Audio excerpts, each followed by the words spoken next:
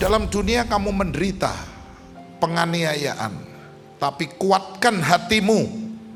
Aku sudah menang, mengalahkan dunia ini. Tuhan Yesus pernah berkata, dalam dunia kamu akan menderita penganiayaan. Sebenarnya Tuhan Yesus ingin menunjukkan bahwa hidup di dunia ini tidak mudah. Ayo kuatkan hatimu, Dia memanggil engkau. Dalam dunia kamu menderita. Kita masa kalah sih dengan penyakit, dengan persoalan. Saya ingin kita punya mental domba. Jangan kita punya mental serigala. Ya, kita nyaplok sana, nyaplok sini. Jangan. Domba ini memang didesain untuk tidak bisa membalas. Janganlah engkau sendiri yang menuntut pembalasan.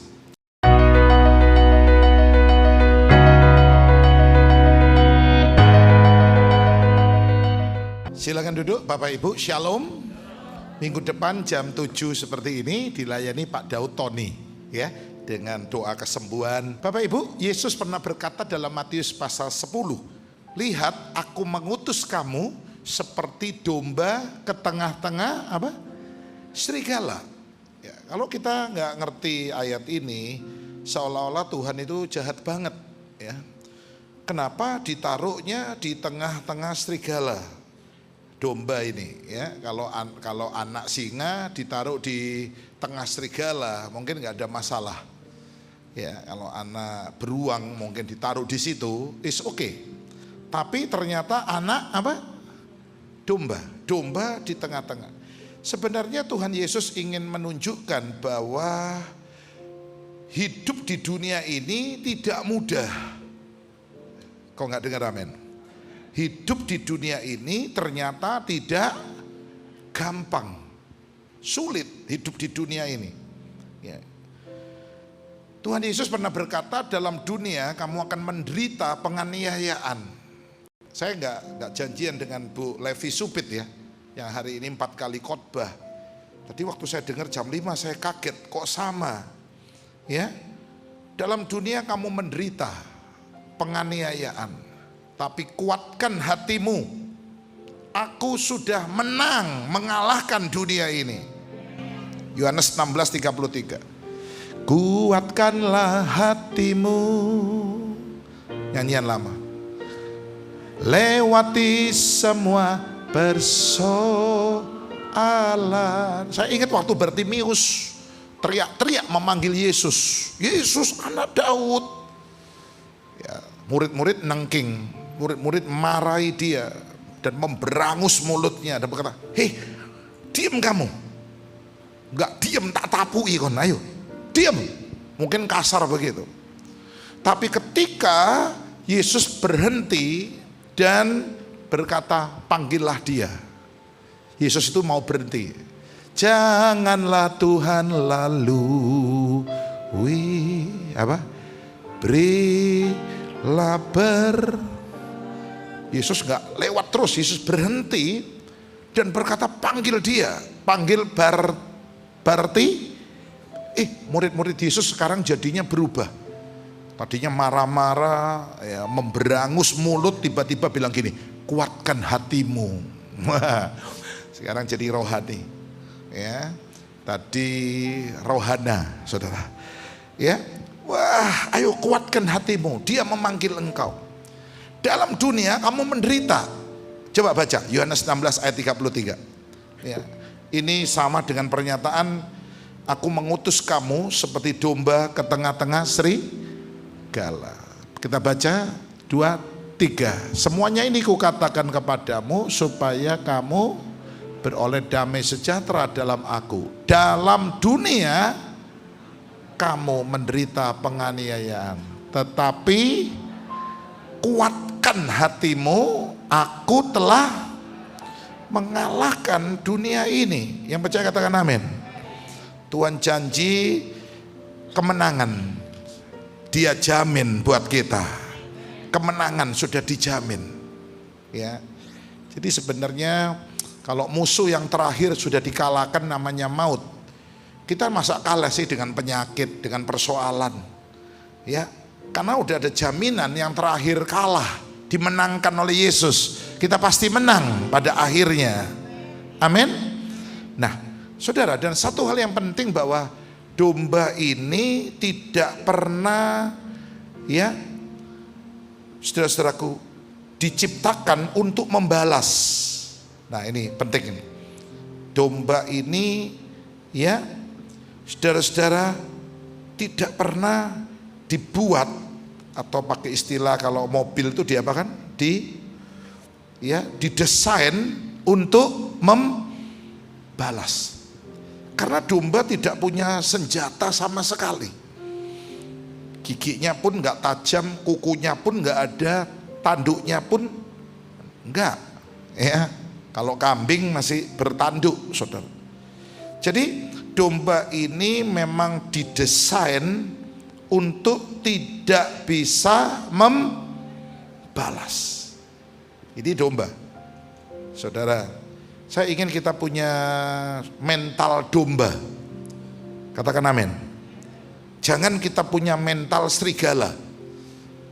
Ya, jangan. Sehingga kita nyaplok sana, nyaplok sini. Jangan. Coba lihat kanan kiri, tanya, kamu domba atau serigala? Coba tanya sebelah saudara. Ya, kamu domba atau serigala?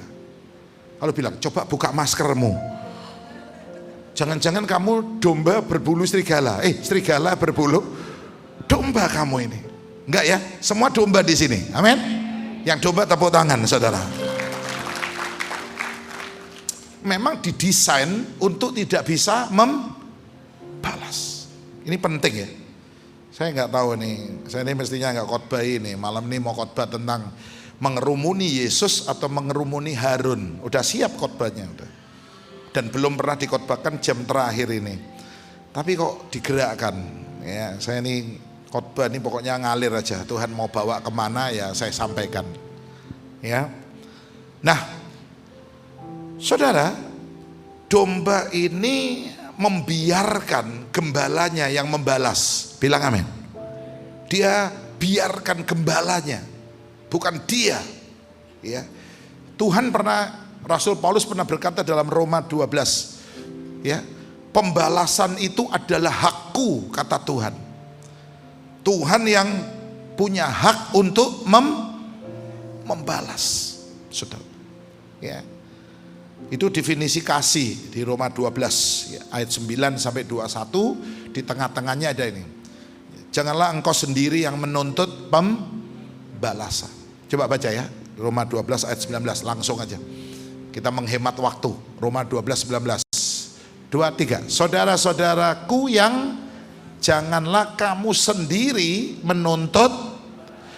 Memang didesain gak bisa balas domba ini. Ya, itu. Terus, tetapi apa? Berilah tempat kepada murka Allah. Sebab ada tertulis pembalasan itu adalah hakku. Akulah yang akan menuntut pembalasan, firman. Domba ini membiarkan gembala yang membalas, bukan dirinya. Ya. Kalau saudara baca dalam Roma 12 mulai ayat 9, itu satu perikop tentang kasih. Ya. Paulus ini sungguh punya IQ di atas jenius. Ya, bener. Maksudnya itu brilian otaknya. Wah, lebih, kalau di atas jenius sudah gila ya. Karena jenius dengan gila beda satu strip, saudara. Saya keliru, bukan di atas jenius. Ya, tapi maksudnya dia punya IQ ini di atasnya Einstein. Orang paling pinter dianggap siapa? Einstein. Di atasnya Pak Habibie pasti. Ya, saudara. Orang Indonesia 120 itu bagus sudah. Di bawahnya Oon sudah. Ya kan? Nah, itu bisa 140, 50. Orang ini nerangkan kasih itu luar biasa. 1 Korintus 13. Kasih itu sabar. Kasih itu murah hati. Ada nyanyiannya kan? Kasih itu lemah lembut, apa? Sabar sederhana. Kasih itu murah hati, rela menderita. Ajarilah kami bahasa cintamu agar kami dekat kepadamu ya. Oh deh, itu 1 Korintus 13. Di Roma 12 Paulus juga memberi definisi kasih. Boleh gak ya diikuti, ditampilkan aja Roma 12 mulai ayat 9. Tampilkan, nanti tunjukkan keterangannya. Ayat 9 berkata kasih itu ya, ditampilkan ayatnya bro ya. Dikatakan begini, hendaklah kasih itu jangan apa? Pura-pura. Ya, jadi yang pertama, yang satu-satu aja. Kasih itu tulus. Kasih itu apa? Tulus. Coba lompat ayat 11. Ayat 11, Roma 12 ayat 11. Agak repot dikit, nggak apa-apa. Direpoti Tuhan itu berkatnya banyak. Saya senang direpoti soalnya. Dan saya jadi pendeta siap direpoti. Nggak mau direpoti, jangan jadi pendeta. Itu aja. Jadi saudara nggak usah sungkan ngerepoti Pak Sam ya. Roma 12 ayat 11 bunyinya begini. Apa? Dikatakan janganlah kerajinanmu apa? Kendor, biarlah rohmu dan layanilah Tuhan. Yang kedua keterangannya, kasih itu semangat. Halo amin. Kalau melempem itu bukan kasih. Kasih itu berapi-api. Ya, semangat. Orang punya kasih itu nggak ada ngantuk, nggak ada kesel, nggak ada. Cinta itu. Pernah nggak pacaran tahu-tahu ngantuk? Ngomong mbak pacarnya, tahu loh, kok apa? Ngantuk aku? Nggak ada. Kasih itu semangat. Ngono aja sih diomong no, betul nggak? Bahannya ada aja, semangat. Orang kalau ya punya kasih itu kelihatan. Ke gereja semangat, saudara. Melayani, nyanyi aja apalagi ayat 17. Ayat 17 tampilkan Roma 12:17. Dikatakan ayat 17 ya. Sorry, itu ayat 17, berarti ayat 16 atau 18 coba ya. Ya, ini. Hendaklah kamu sehati dalam hidupmu, janganlah kamu memikirkan perkara-perkara yang tinggi, tetapi arahkan dirimu kepada kasih. Itu sederhana sebenarnya. Sederhana. Jadi ya simple ya kasih. Sederhana bukan miskin ya, bukan. Sederhana itu artinya ya bisa berpadan dengan apa yang ada. Apa yang ada disyukuri ya. Makan di hotel bintang 5 bisa, di kaki 5 juga oke, nggak masalah. Saya makan semua mau. Ya, kaki 4 saya mau, kecuali kaki meja. Ya, semua mau. Sederhana. Lalu poin terakhir Roma 12:21, 12:21 bolak-balik. Dikatakan hendaklah, janganlah kamu kalah terhadap apa? Tetapi kalahkanlah. Saya beri definisi yang keempat, kasih itu menang. Kalahkan. Kasih itu apa? Menang. Orang punya kasih itu gak iso kalah, saudara. Karena kasih itu punya kekuatan. Sekuat maut. Waduh. Orang kalau cinta itu dahsyat, saudara. Nah, saya nggak sedang membahas tentang kasih, tapi definisi di ayat 19 tadi udah dikatakan. Ya, janganlah kamu membalas, tetapi berilah tempat kepada kepada murka. Ini, janganlah kamu ya sendiri menuntut pembalasan, baca, tetapi berilah tempat. Kasih itu memberi tempat kepada Tuhan. Kau nggak ada amin. Jadi definisi kasih di Roma 12 ini luar biasa. Tulus, nggak ada pura-pura. Jujur kita ini paling suka berpura-pura. Ditawari orang, ayo makan. Waduh, sudah makan saya. Loh, kok sudah makan? Ayolah, nggak apa-apa, nggak udah kenyang. Dipaksa lama-lama mau. Ya udah incip-incip. Ya. Lalu saya perhatikan, incip-incip 4 piring nggak selesai. 4 piring dia tambah. Dalam hati saya bilang, iki baru incip-incip wong iki. 4 piring Dani ode iku gak incip-incip. Berpura-pura. Ya kan? Lihat anaknya orang, aduh, anaknya kok bagus, cantik. Bu, cucunya kok ganteng. Padahal dalam hati ngomong gini, arek cek elek kayak gini. 2023 gak metu model kayak gini iki. Kepura-puraan kita ini seringkali membuat kita ini ya kehilangan banyak berkat ya. Ayo jangan pura-pura. Ayo kita ini belajar tulus. Katakan amin. Cinta saudara tulus? Ya.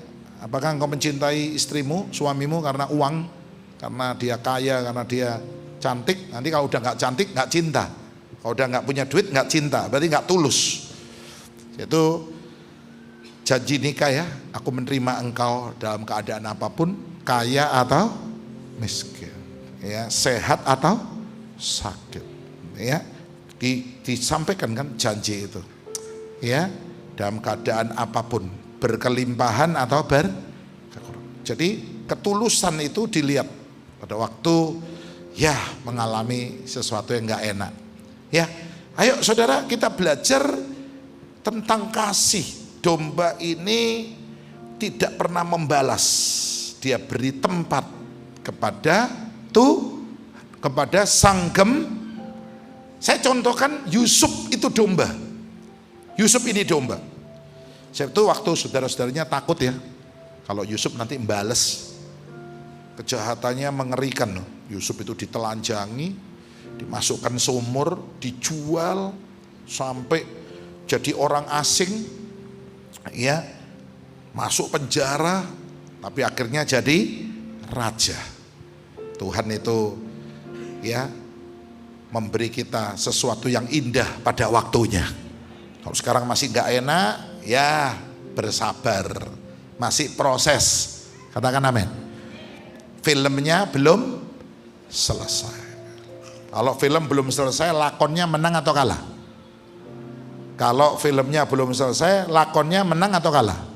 Kalah dulu, belum selesai. Lakonnya ketangkap, dikebukin, masuk penjara. Ceritanya belum selesai. Percaya Tuhan akan membuat indah pada waktunya. Amin.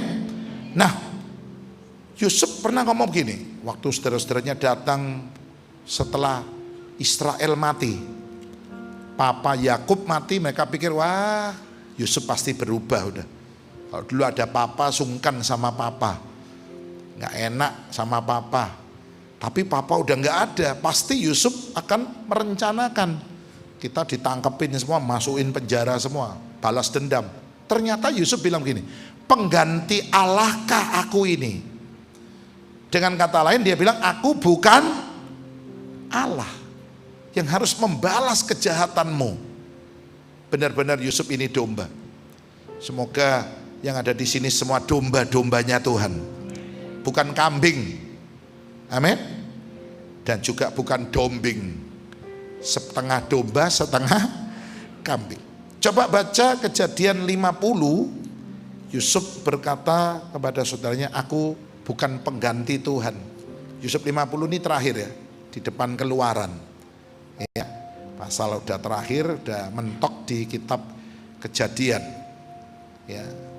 Kejadian ini menunjukkan 4 tokoh iman, Abraham ya, lalu siapa lagi, Ishak, Yakub, dan Yusuf ya. 4 tokoh iman sekaligus ada di kitab Kejadian.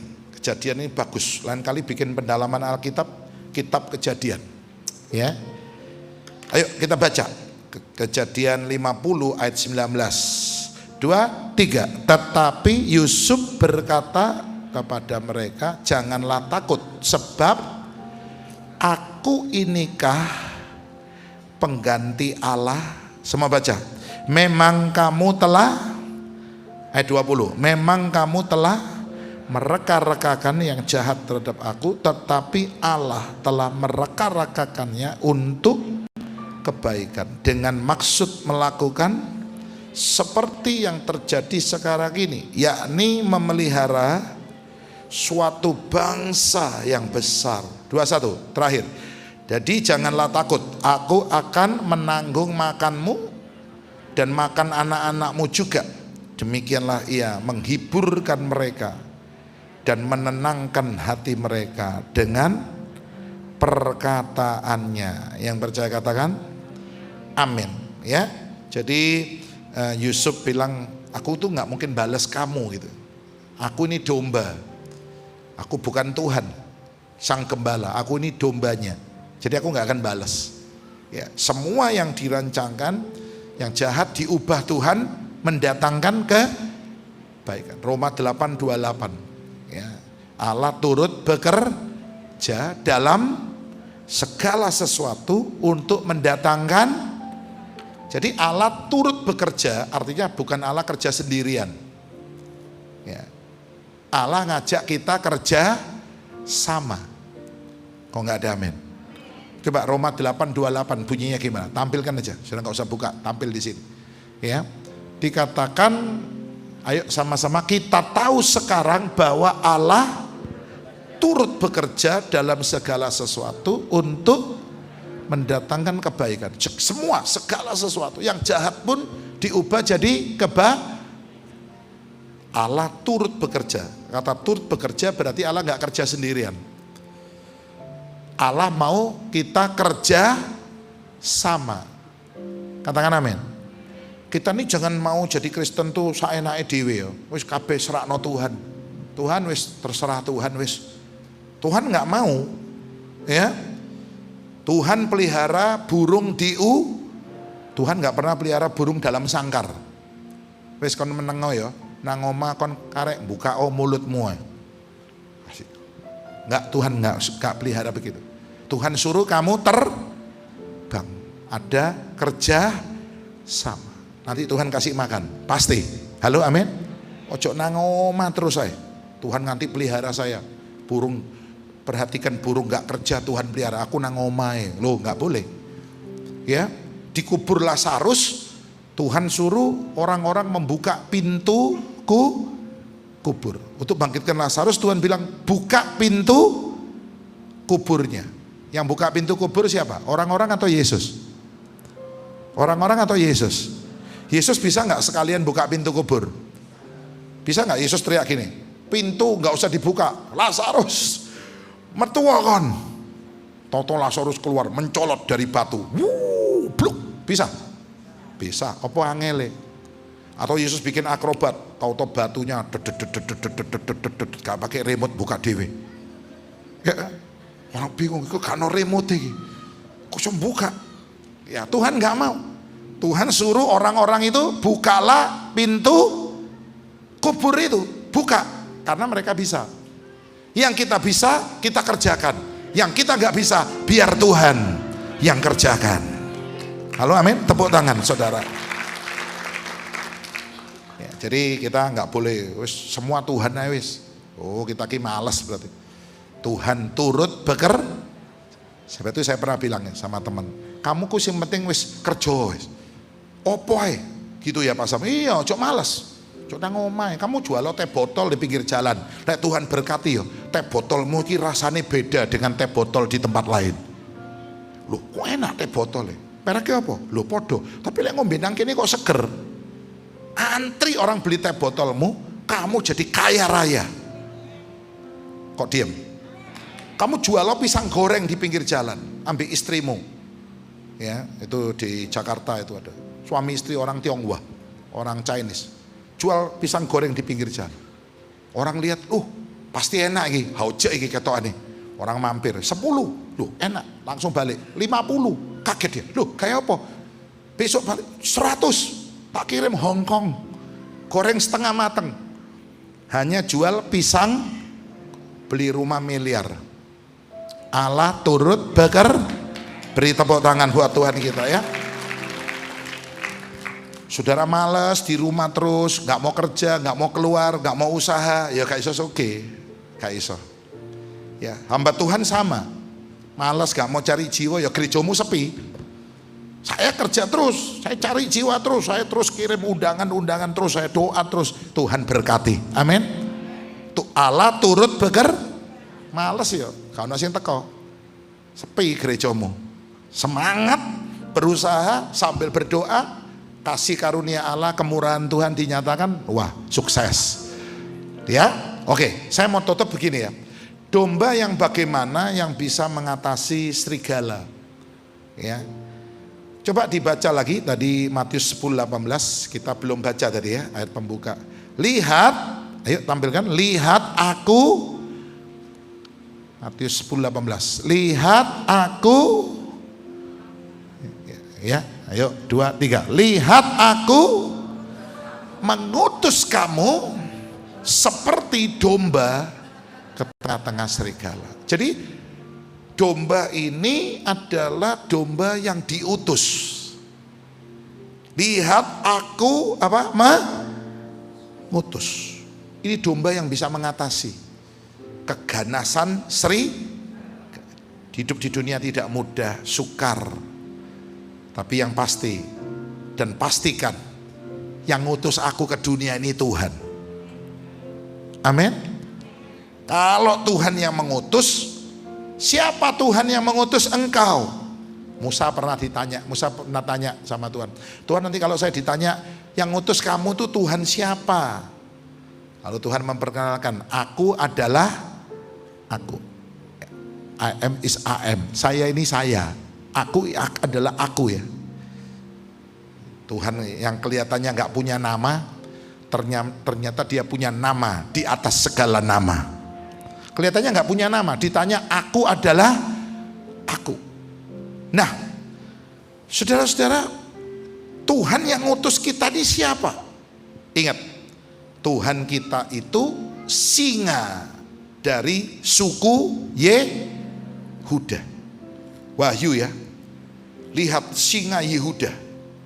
Dulu sering nyanyi loh orang Kristen ini, ya, agak minor ya. Dialah singa dari Yehuda. Wah, Stephen ini pemain organ yang luar biasa. Semua bisa. Tepuk tangan Stephen ya. Gunawan. Saya dengar belum punya pacar ya? Belum ya. Belum. Oke ya. Nah, dialah singa dari Yehuda. Ada ayatnya, saya tunjukkan ya. Karena sudah harus tahu ayatnya. Kalau enggak nanti pikir iki Pak Sam iki ngawur-ngawur ya khotbah. Ya, saya takut nanti dianggap sesat ya. Viral lagi Pak Sam. Ya. Ayo, Wahyu dia singa pasal 5 ayat 5. 5. Hafalnya gampang. 2, 3. Lalu berkatalah seorang dari tua-tua itu kepadaku, jangan engkau menangis. Sesungguhnya singa dari suku Lion of Judah. Siapa itu? Yaitu Tunas, pasti Yesus itu, telah menang sehingga ia dapat membuka gulungan kitab itu dan membuka ketujuh meterainya. Jadi begini, domba diutus singa. Yang ngutus siapa tadi? Singa. Halo, yang ngutus siapa? Domba diutus singa. Coba bilang sama-sama, 2, 3. Domba diutus singa ke tengah-tengah. Berani nggak serigalanya ngotek? Berani nggak serigalanya jawil, jiwit? Berani nggak? Setelah ada yang lihat saya lalu liar-liar. Waduh, kok sudah ngeblank ini. Saya tadi bulani pesen khotbah jok suwe-suwe kok. Iki pujiannya 50 menit tadi. Saking semangatnya sampai ngeblong tadi. Saya bilang ini song leader kita ini memang wah tenaganya itu ya. Wah, gak ono kesele. Aku mulai jam 10 itu. Jam 10 tapi lagu yang terakhir ki malah ngejos iki. Sampai saya bilang iki nek ditutup rasanya sampai jam 12 sih. Aku iso mulai ganti khotbah iki. Semangat, nggak apa-apa. Aku nggak ngilok lagi ciame ini satu hal yang luar biasa. Tapi saya nggak akan. Tepuk tangan buat song leader kita ini ya. Jadi saya mau naik, saya lihat, waduh, wis 40 menit kurang lebih ya. Jadi oke, 50 hampir ya. Jadi saya nggak boleh panjang-panjang. Nah, singa mengutus dom. Kita baca di Matius tadi. Lihat, ya. Domba diutus singa di tengah-tengah serigala. Serigalanya berani nggak macem-macem sama domba? Berani? Nggak berani. Kenapa? Sungkan sama siapa? Singanya bilang, HP ngotek, mau njawil, di belakang. Wah, dombanya bilang, enggak. Sebab itu waktu Daniel masuk kandang singa. Jangan, saya pernah dengar guru sekolah minggu bilang gini, anak-anak, singa di kandangnya Daniel tuh ompong semua giginya. Aku bingung, guru sekolah minggu ini pernah ikut penataran enggak ini?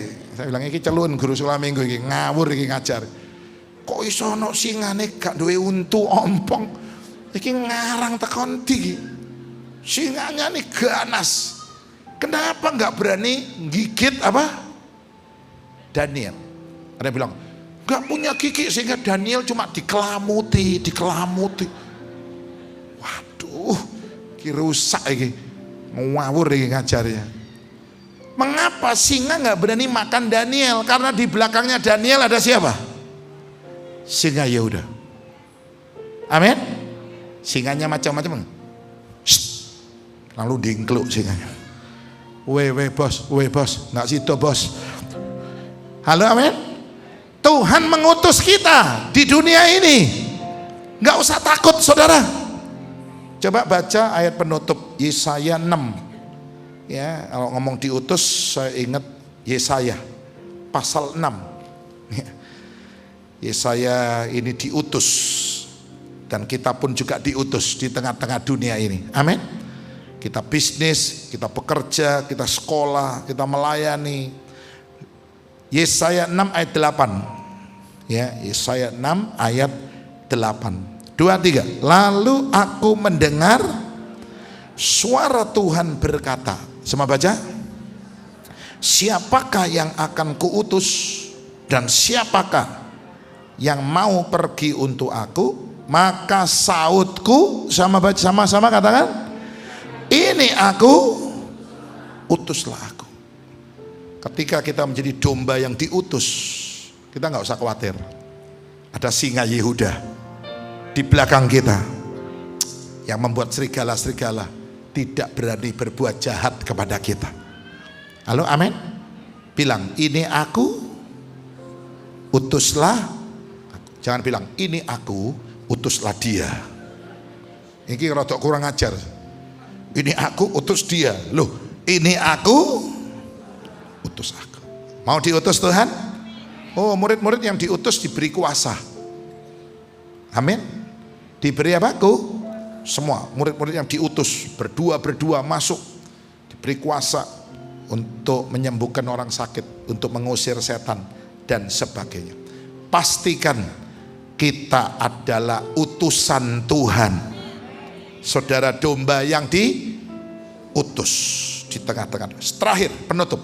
Domba yang bagaimana? Yang bisa mengatasi keganasan serigala ini. Baca lagi Matius 10 ayat 16. Lihat aku mengutus kamu, tampilkan seperti domba ke tengah-tengah.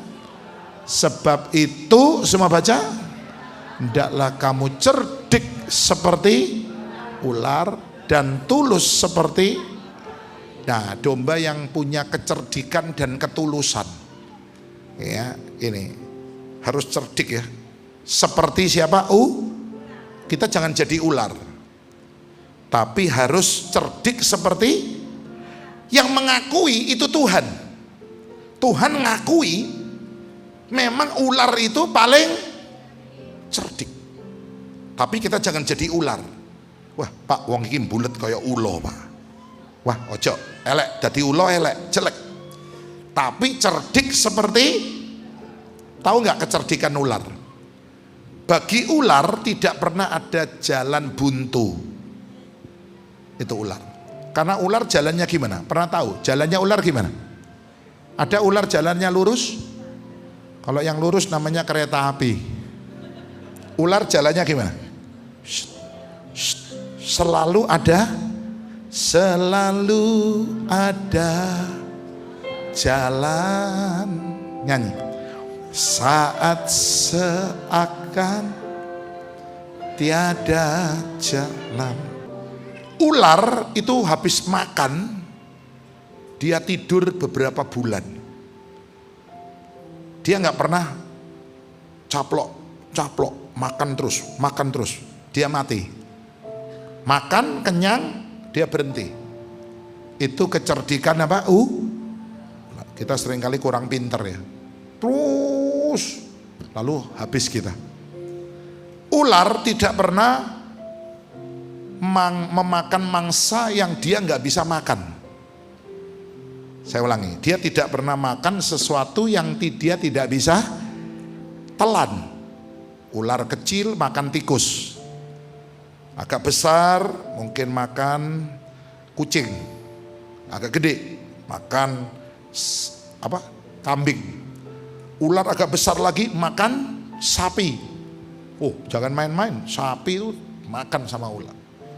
Ya, gak pernah ular kecil lalu makan babi gede, nggak mungkin. Dia tahu dia nggak bisa masuk, dia nggak pernah memaksa. Itu kecerdikan apa? Kita harus bisa ngukur ya, bisa nggak? Saya nggak bisa, jangan maksa. Kita mesti pinter seperti apa? Ular. Ya, saya harap ini saudara terima, saudara tangkap. Saya mesti cerdik seperti banyak orang nggak bisa, nggak nututi, ambil kredit banyak akhirnya kolaps. Wah, kamu kurang cerdik seperti ular. Tahu nggak nututi kamu paksa, habis kamu. Ya, mesti cerdik. Jangan malam-malam begini dingin-dingin jualan es degan, es geronjong. Jual es puter. Malam-malam kok jual es puter. Malam-malam gini dingin-dingin enaknya jual apa?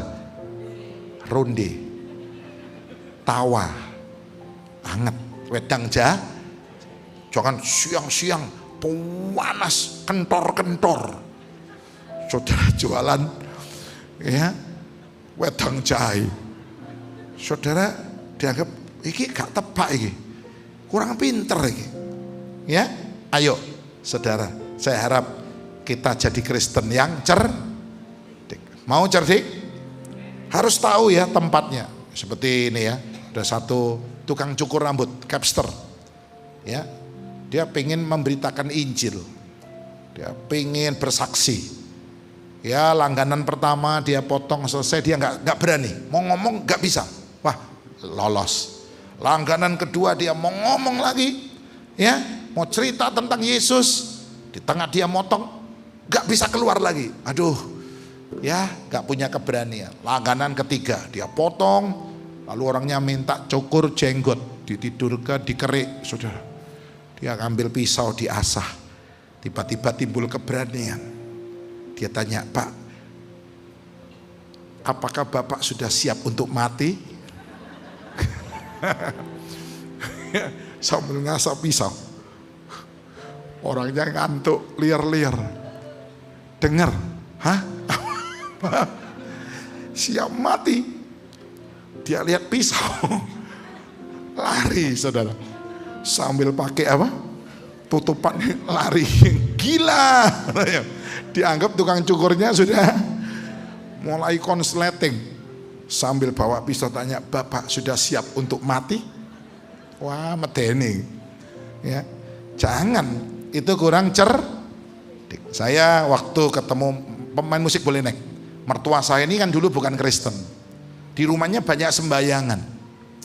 Ya, dia pernah tanya saya, ya, kalau saya ikut gereja, apakah saya harus membuang sembayangan ini? Saya tahu kalau saya bilang iya harus dibuang, dia nggak akan pernah jadi orang yang percaya kepada Yesus. Saya bilang, ya, nggak apa-apa kok, nggak usah dibuang. Saya bilang, oh iya, benar, nggak apa-apa. Jadi sembayangan di rumah saya nggak apa-apa. Saya ikut gereja, boleh Pak, boleh Om. Masih panggil Om, masih belum mertua. Oh gitu ya, ya udah saya ikut.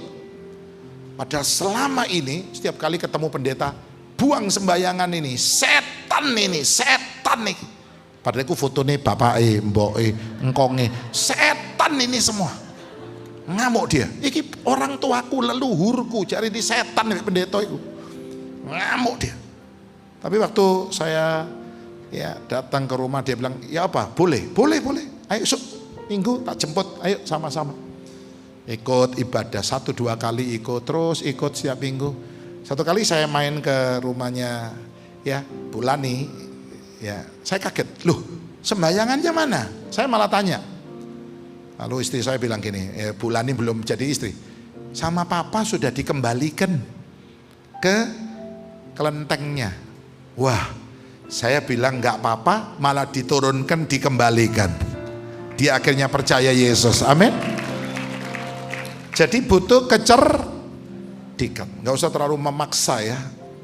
Jadilah Kristen domba yang cerdik, saya percaya Tuhan akan menolong kita. Amin. Yakin sudah digendong Tuhan? Seperti lagu tadi. Dia gendong